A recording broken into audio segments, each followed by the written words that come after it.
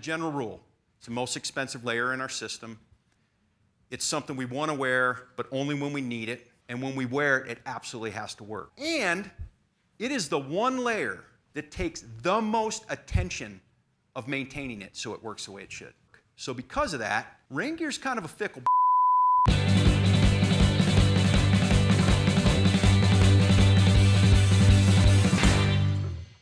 Why do we have to maintain it though? Here's why.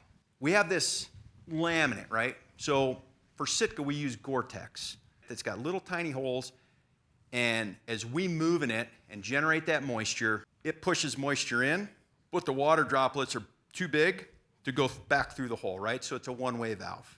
But all that stuff that we just talked about, gun oils, insect repellent, sunscreen, blood, dirt, grime, motor oil, whatever it is, they quickly and easily fill those little holes in. And if we don't wash that rain gear and clean that off, then you might as well be wearing PVC, because the breathable part you have shut off with dirt. So what I like to do is before season, whatever that may be for you, I go ahead and wash my rain gear. And I want to check it. I want to make sure there's no cuts. I want to make sure there's no holes burned in it from campfires.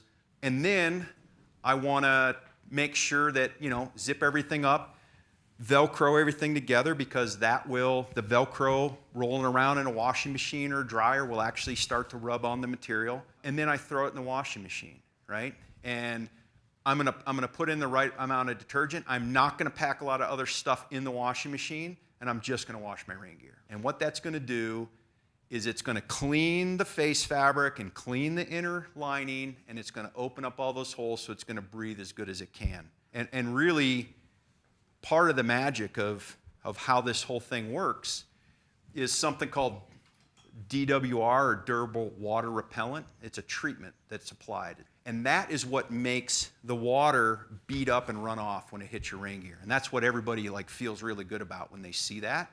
The more that face fabric absorbs moisture, and you see a rain jacket that's just completely saturated, it's not dry, it's not beading and running off.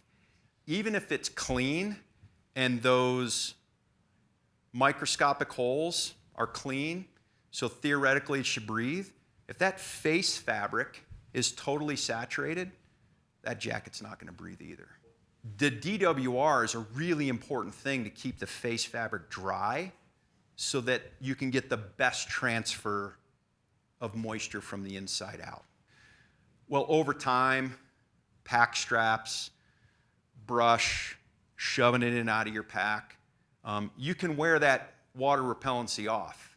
And so if you pull it out of the washer and you see that, say the whole thing is just saturated, the whole face fabric is just saturated, there's no beading, running off, anything, you may have to consider retreating that DWR. It's not uncommon. It's something I probably do every year, okay? You can spray it on. That's the way I like to spray on. I don't really like to wash in. I apply it to the wet garment, and then I put it in a dryer. So if I need to retreat it with DWR or I don't, either way, I want to put it in the dryer. And you're like, well, why would you put it in the dryer even if it's almost dry? The reason is that heat reactivates the chemical of the DWR to make it active again, right?